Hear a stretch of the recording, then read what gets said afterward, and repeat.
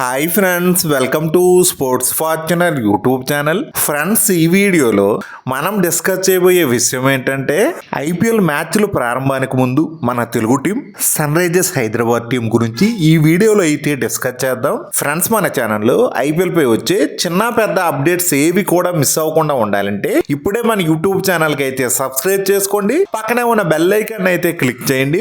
మరెందుకు late friends, ఈ వీడియోలోకి అయితే వెళ్ళిపోతాం. ఆడింది 12 సీజన్లు, ఒకసారి ఛాంపియన్, 2 టైమ్స్ రన్నర్ అప్స్, 4 సార్లు ప్లే ఆఫ్స్, ఇంకో 2 సార్లు 6వ స్థానం, ముచ్చటగా 3 సార్లు పాయింట్ టేబుల్లో అట్టడుగు స్థానం. ఇది సన్ రైజర్స్ హైదరాబాద్ టీం ప్రస్థానం.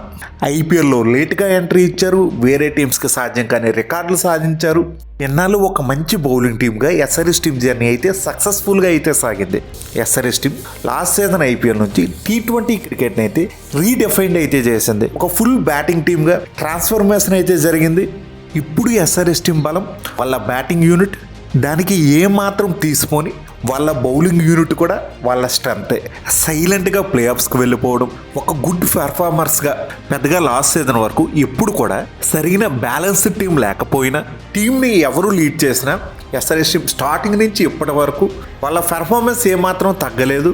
కొన్ని సీజన్స్ బాగా ఆడకపోయినా ఓవరాల్గా చూసుకుంటే ఎస్ఆర్ఎస్ టీం ఐపీఎల్లో one of the most successful franchise. Last year నుంచి ఐపీఎల్లో ఒక సరికొత్త న్యూ ఫేజ్ అయితే స్టార్ట్ అయ్యింది. దాన్ని ప్రారంభించింది SRS team. SRS team fans అందరూ వాళ్ళ కాలర్ ఎగరేసుకుని తిరిగేలా లాస్ట్ సీజన్ ఆ టీం పెర్ఫార్మెన్స్ అయితే ఉంది. ప్రెజెంట్ ఎస్ఆర్ఎస్ టీం గురించి చెబితే ప్రత్యర్థి టీం ఎంత పెద్ద టీం అయినా ఎస్ఆర్ఎస్ టీం చూస్తే కాస్త భయం పుట్టాల్సిందే. లాస్ట్ ఇయర్ ఎస్ఆర్ఎస్ టీంలో ఏ ప్లేయర్స్ ఆపోనెంట్స్ టీంని భయపెట్టారో సేమ్ అదే ప్లేయర్స్ ఈ సీజన్లో కూడా కొనసాగుతున్నారు. వాళ్ళకి ఎక్స్ట్రాగా స్క్వాడ్లో మరికొన్ని రిసోర్సెస్ అయితే యాడ్ అయ్యాయి. లాస్ట్ సీజన్ కంటే ఈ సీజన్ మరింత డేంజరస్గా అయితే కనిపిస్తుంది. లాస్ట్ సీజన్లో ఎస్ఆర్ఎస్ టీం వాళ్ళ పెర్ఫార్మెన్స్తో ఫ్యాన్స్కి దిల్కుష్ ఎలా చేశారో, మరి ఈ సీజన్లో ఫ్యాన్స్ నుంచి ప్రధానంగా ఒక రెండింటిని అయితే ఎక్స్పెక్ట్ చేస్తున్నారు. ఫస్ట్ది 300 టోటల్, అలాగే సెకండ్ది లాస్ట్ సీజన్లో మిస్ అయిన కప్పు.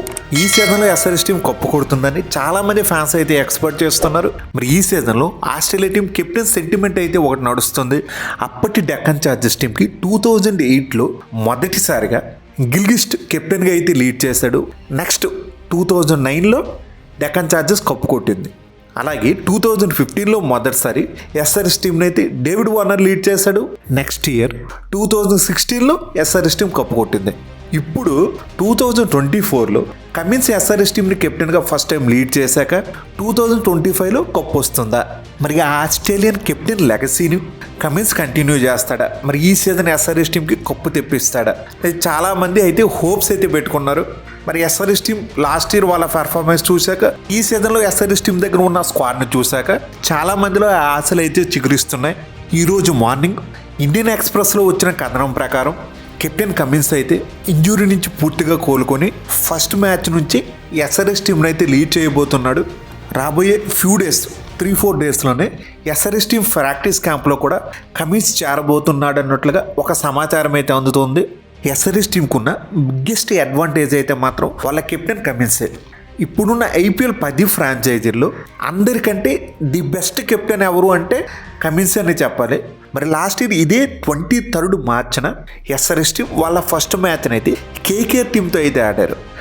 మరి ఈ సీజన్లో సేమ్ మరోసారి 23rd మార్చిన ఎస్ఆర్ఎస్ టీం వాళ్ళ ఫస్ట్ మ్యాచ్ని రాజస్థాన్ రాయల్స్ టీంతో అయితే ఆడబోతున్నారు. లాస్ట్ ఇయరు ఈ సంవత్సరం సేమ్ ఒకే డేట్లో ఎస్ఆర్ఎస్ టీంకి ఫస్ట్ మ్యాచ్ అయితే జరుగుతుంది. లాస్ట్ సీజన్లో వాటమితో వాళ్ళ లీగ్ను ప్రారంభిస్తే, మరి ఈ సీజన్ ఎస్ఆర్ఎస్ టీం సొంత గడ్డ మీద మ్యాచ్ జరగబోతుంది కాబట్టి విజయంతో ఆరంభిస్తారా? ఫస్ట్ మ్యాచ్ విజయంతో స్టార్ట్ చేస్తే మాత్రం వాళ్ళకి వేరే లెవెల్ కిక్ అయితే ఉంటుంది. ఆ తర్వాత వరుసగా వాళ్ళ టీం షెడ్యూల్ ప్రకారం వాళ్ళ టీంకి అనుకూలమైన వెన్యూస్లో మొదటి 7-8 మ్యాచ్లు అయితే జరగబోతున్నాయి. మొదటి 2 మ్యాచ్లు home match Rajiv Gandhi international stadium Uppal వేదికగా జరుగుతాయి. తర్వాత 2 మ్యాచ్లు, ఒకటి వైజాగ్లో, ఇంకొకటి కలకత్తాలో. ఈ 2 గ్రౌండ్స్ కూడా చిన్న గ్రౌండ్స్, విపరీతమైన రన్స్ అయితే వస్తాయి. లాస్ట్ ఇయర్ మరి ఇదే వైజాగ్ గ్రౌండ్లో డీసీ వర్సెస్ కేకేఆర్ మ్యాచ్లో కేకేఆర్ టీం ఏకంగా 272 రన్స్ అయితే చేసింది. అలాంటి బెల్టర్ of wicket Vizag. Eden gardens కూడా ఫుల్ బ్యాటింగ్ ఫ్రెండ్లీ వికెట్. ఆ తర్వాత మళ్ళీ 2 హోమ్ మ్యాచ్లు జీటీ పంజాబ్తో మళ్ళీ ఒప్పల్లో అయితే ఆడతారు. నెక్స్ట్ 2 మ్యాచ్ల్లో ఒకటి హోమ్ ఒకటి హేవే. ఒకటి ముంబైలో జరిగితే మరొకటి మళ్ళీ హైదరాబాద్లో జరుగుతుంది. వాంకండేలో కూడా ఫుల్ ఆఫ్ రన్స్, మంచి బ్యాటింగ్ ప్యారడైజ్ వికెట్. ఇలా మార్చి 23 నుంచి ప్రారంభిస్తే ఏప్రిల్ 23 వరకు మొత్తం నెల రోజులు 8 మ్యాచ్లు. ఎస్ఆర్ఎస్ టీం కోసమే ఈ షెడ్యూల్ పెట్టినట్టుగా వాళ్ళకి పూర్తిగా ఫేవరబుల్ కండిషన్స్ ఉండే స్టేడియాల్లోనే మ్యాచ్లు అయితే ఆడబోతున్నారు. ఎస్ఆర్ఎస్ టీంకి ప్రధానంగా ఛాలెంజ్ ఎదురయ్యేది ఓన్లీ స్లో పిచ్ల మీదే. అది చెన్నై, లక్నో ఎకానా స్టేడియం లాంటివి. మరి లాస్ట్ ఇయర్ ఇదే స్లో పిచ్ మీద చెన్నైలో ఫైనల్ ఆడి ఎస్ఆర్ఎస్ ట్రోఫీని జార విడుచుకోవాల్సి వచ్చింది. మరి ఈ సీజన్లో చెన్నైతో ఒకే ఒక్క మ్యాచ్ అయితే ఉంది. అలాగే మరో స్లో వెన్యూ అయిన ఎకానా స్టేడియంలో వాళ్ళ లాస్ట్ లీగ్ మ్యాచ్ లక్నోతో అయితే ఆడతారు. మరి ఈ సీజన్లో ఎస్ఆర్ఎస్ టీం వాళ్ళ మొదటి 8 మ్యాచ్ల్లోనే మెజారిటీ వాటాలో మ్యాచ్లు గెలవగలిగితే మాత్రం ఈ 8 మ్యాచ్ల్లో తక్కువలో తక్కువ ఒక 5-6 మ్యాచ్లు గెలవగలిగితే ఈజీగా ప్లే ఆఫ్స్కి అయితే చాలా చేరువుగా అయితే వెళ్ళిపోతారు. టోటల్ 8 మ్యాచ్ల్లో 7 మ్యాచ్లు అంటే సగానే సగం. లీగ్ ఫస్ట్ హాఫ్ పిచ్చులు ఫ్రెష్గా ఉండేటప్పుడు, మంచి బ్యాటింగ్కి అనుకూలమైన కండిషన్స్ ఉండేటప్పుడు ఎస్ఆర్హెచ్ రెచ్చిపోయి ఆడితే మాత్రం ఏ టీంకి లేనటువంటి అడ్వాంటేజ్ సగం ఐపీఎల్ ముగియగానే వాళ్ళ ప్లే ఆఫ్ ఆశలు అనేవి చాలా దగ్గర అయితే ఉంటాయి. మొదటి 8 మ్యాచ్ల వరకు ఫుల్గా మంచి బ్యాటింగ్ ఫ్రెండ్లీ కండిషన్స్ ఉండేటప్పుడు ఏ విధమైన ప్లేయింగ్ 12తో వెళ్ళాలి అంటే ఓపెనర్స్గా చూసుకుంటే ట్రావిస్ హెడ్, అభిషేక్ శర్మ అయితే ఉంటారు.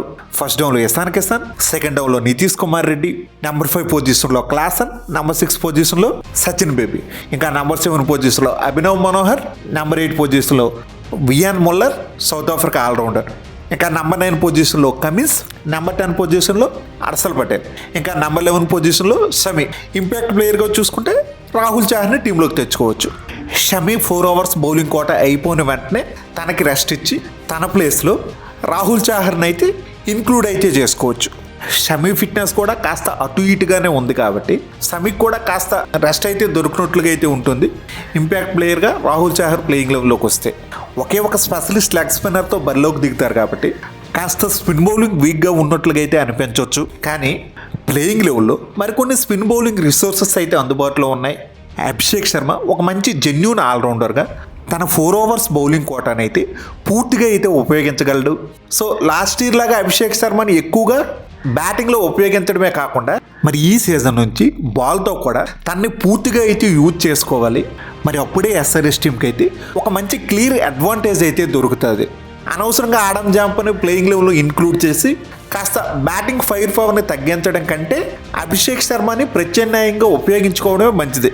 ఎస్ఆర్ఎస్ టీంకి కాస్త ఫాస్ట్ బౌలర్స్లో మంచి జెన్యూన్ వికెట్ టేకర్స్ అయితే ఉన్నారు కాబట్టి స్పిన్ బౌలింగ్ స్ట్రెంత్ కాస్త తగ్గినా పెద్ద ఇంపాక్ట్ అయితే చూపించదు.